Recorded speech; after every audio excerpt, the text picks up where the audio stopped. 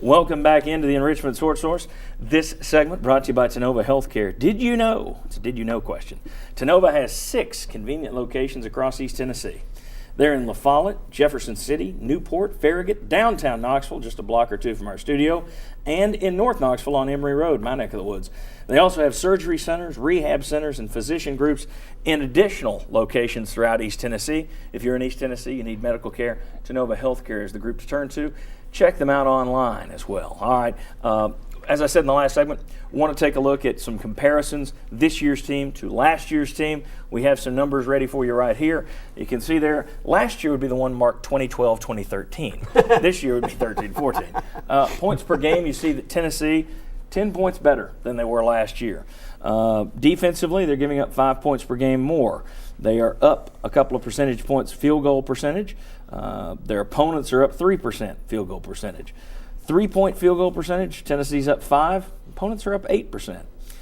Free throws, Tennessee's taken about 40 more this year. Free throw percentage up just a hair from last year.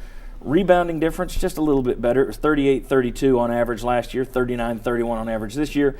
And the assist-to-turnover ratio has improved a little bit. Mark Pankratz, we'll leave those numbers up for a second. What numbers stand out to you?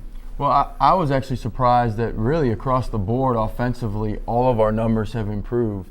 And then the other big one was our assist-to-turnover ratio, which was relevant yesterday when we had, 30 assists and 6 turnovers.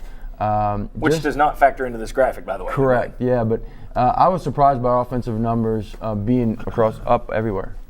Guys, when you look at that, anything stand out to you? Well, 10 points a game. That surprises me right away.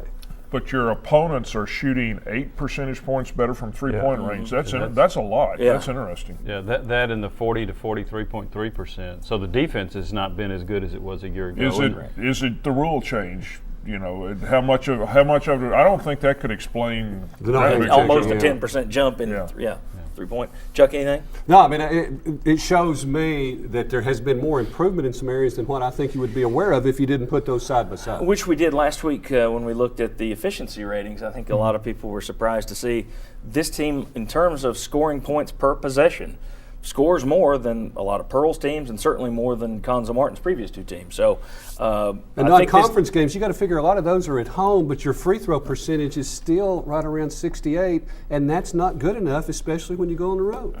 Let's take a look at point guard. All right, Antonio Barton and Trey Golden. There are Golden's numbers from last year, Barton's from this year. As you can see, Trey Golden shot it a heck of a lot more. His field goal percentage wasn't as good, but he shot it more. In terms of 3-point field goal attempts, Barton's tried just a few more, but he's a better outside shooter than Golden was. Free throw attempts, look at that. Trey Golden had 72 free throws. Antonio Barton, 20. 76% versus 50%. A lot of points you're losing right there in terms of Trey Golden getting to the line and hitting his free throws. Rebounds, Golden was more involved there. Assist and turnover ratio, Steals, Barton has a few more points per game. Not a huge difference. 4 points per game with this team. That is kind of big. Thoughts on what you see there, those comparisons? Well, to me, first and foremost, Antonio's still trying to become a point guard. Trey's always been a point guard. I think Antonio is more of your catch and shoot guy, and that's been one of our problems is we don't have another guy beside Jordan McRae that can get in there and go get a basket or go get somebody else a basket, which Trey could. And then the shooting percentages, the 3-point percentage in comparison to Antonio. And the thing that's not on there defensively was Trey's big issue. Yeah. Trey would struggle to guard a point guard, and Antonio makes an impact on that other end. It would be interesting to kind of, if you could do it game by game, series by series, up and down the possession by possession. How many points did Golden give up versus how many points does Barton given up? The one that stood out to me, though, was the 72-20 in terms of the diffence in free throws. I was going to get to that. And I don't understand how you can be a 40% three-point shooter, which is pretty good, and right now so far 50% free throw shooter. Move the line back. Yeah, there you go. Shoot a jump shot from the foul line. I don't know, but that's the one that you don't want your point guard shooting 50% because there are going to be times late in games where he's going to be handling the ball. He may be getting fouled. He needs to be able to go to the free throw line and knock them down. Most of Golden's career, he was pretty good at that. But boy, you don't want that from your point guard. It shows there's minutes to be had at the point guard position to me. That you could play Barton some at the 2 guard like you're talking. If they let him be the shooter, the catch and shoot guy, and then you do have, I think, a high quality point guard in Thompson that can make those free throws. You just have a little concern about throwing somebody out there that young on the road in SEC play would be the only worry I would have, whereas Barton's a senior. But you're right. I think it is. There are minutes there to be had. I don't know what Barton shot from the free throw line in his 3 years in Memphis, but I'll bet anybody here right now that by the end of March he's shooting better than 50%. How much better? And there we go. Well, and the nice thing about the free throw thing, is Jordan McRae is going to be the guy with the ball in his hands come the end of the game, and Antonio is a much better shooter, can just catch and shoot and space the floor up on the perimeter. What do you think about the again, the one that stood out was the 72 free throws for Golden, only 20 for Barton. In terms of style of play, how big a difference is that Golden was more of a – would you benefit from having someone this year that is more of a driver, somebody that's going to get in there and get some fouls, or is it better to have Barton, who's more of a traditional try and pass the ball off? At least that's what he's attempting to be. I think our ceiling as a team is higher with Antonio on the roster as opposed to Trey.